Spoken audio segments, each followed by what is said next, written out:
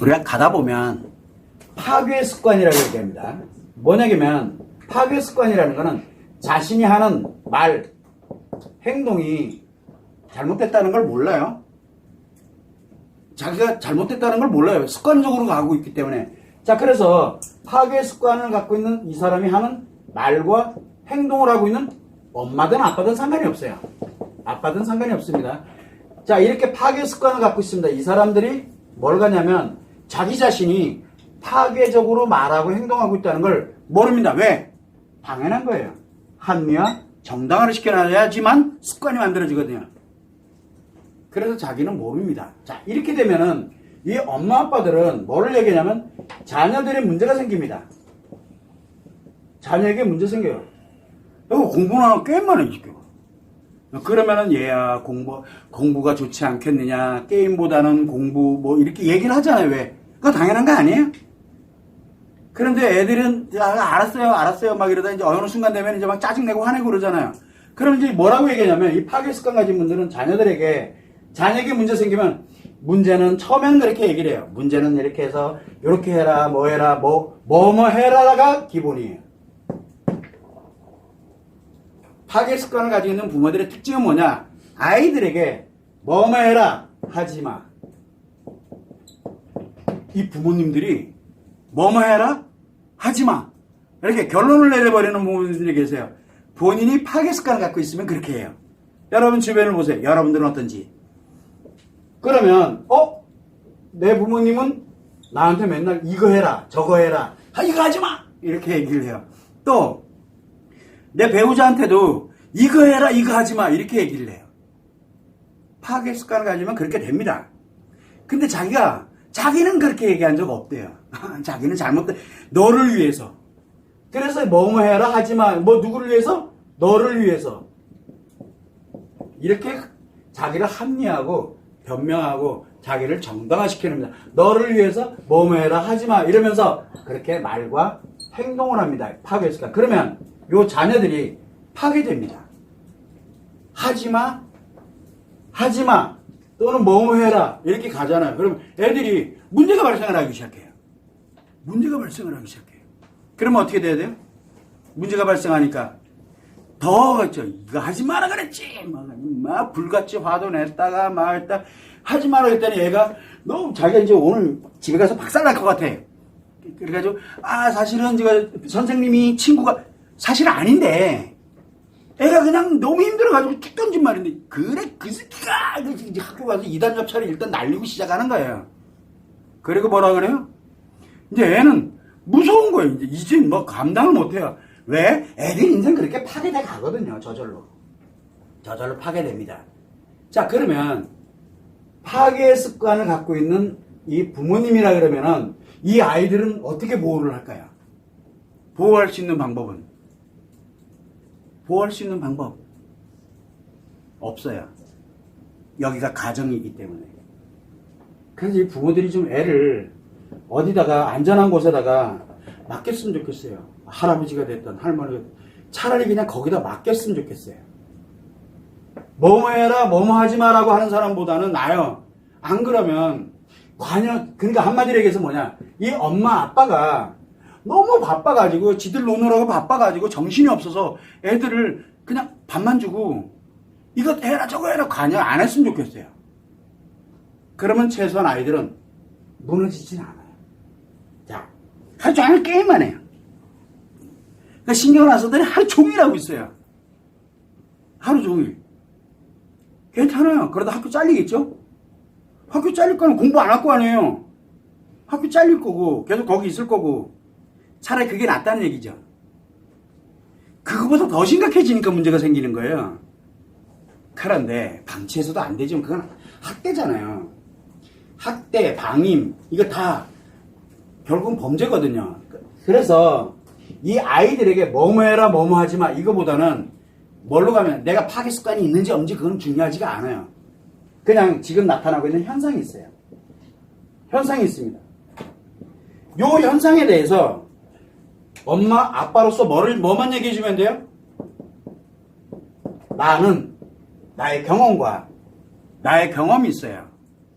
나의 경험, 그리고 내가 생각하는 거, 그것만 이야기하지고 그 아이 스스로가 판단할 수 있도록 이렇게만 해주는 게 오히려 훨씬 나아요. 그나마 아이를 덜 무너뜨리는 거예요. 나의 경험, 근데 재밌죠? 나의 경험을 얘기하는데 이 아이는 지금 게임 때문에 게임에 문제가 생겼는데 내 경험을 갖다가 이야기하는 건 뭐냐면 야, 그거보다는 이렇게 노는 게 좋은 거야. 이건 안 되거든요. 그럼 아이가 더 게임에서 또 하나 생겨요. 그러니까 이런 거 말고 이 아이에게 문제는 나도 옛날에 어디에 이렇게 몰입이 돼서 이렇게 너희들만 할 때 나 충분히 이해해. 나도 이렇게 해봤으니까. 그런데 이렇게 가보니까 이런 문제가 좀 있더라. 근데 넌 어떻게 생각해? 라고 물어봐요. 그건 모르겠는데요? 그러니까 잘 생각해봐. 이제 이런 식으로 아이에게 자꾸 자기가 하고 있는 행동이나 이런 문제들이 계속 반복이 됐을 때는 어떤 일이 생기는지를 이야기하는 거예요. 그러다가 말 안 들으면 안 듣잖아요. 그래서 제가 그 마더 테라피에서도 이걸 얘기를 했는데 한 번은 푸닥거리 하면 돼요. 그러니까 엄하게 한 번이면 돼요. 이게 반복되면 파괴가 되는데 한 번은 훈계예요. 그래서 이런 부분들이 나 자신에 대해서 이렇게 진행을 하게 되면 이런 문제 발생하지 않게 됩니다. 최소화돼요. 그러나 가장 조심해야 되는 게 바로 뭐냐? 해라 하지 마로 가는 사람들이 있어요.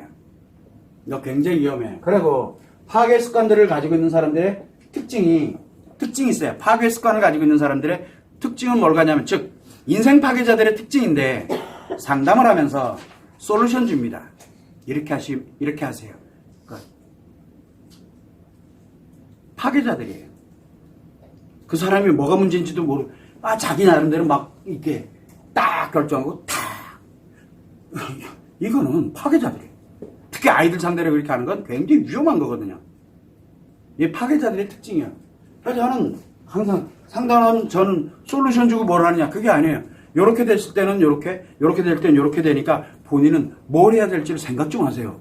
물론 생각을 안 해요. 대부분이. 근데 어떤 분들은 생각하니까 시작을 하긴 하지만 솔루션이 제시가 되면 그게 굉장히 위험해요. 솔루션이란 말이 뭐뭐 해라 뭐뭐 하지 마라가 아니라 일단 현상에 관련되는 걸 가지고서 쭉 진행을 하면 스스로가 뭔가 알게 돼요.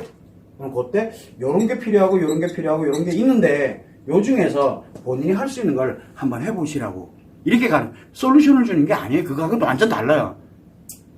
솔루션은 이거를 하세요라고 하는 게 가장 좋은 거는 그 사람이 현재 하고 있는 것 중에 강화시켜 줄 수 있는 거 필요한 거를 이렇게 가는 거 저는 그게 솔루션이라고 저는 생각을 하고 있는 사람 중에 하나거든요. 자기가 가지고 있는 것 중에 하는 거를 새로운 걸 뭔가를 하려면 새로운 뭔가를 하면서 만들어지는 스트레스 상처가 있어요.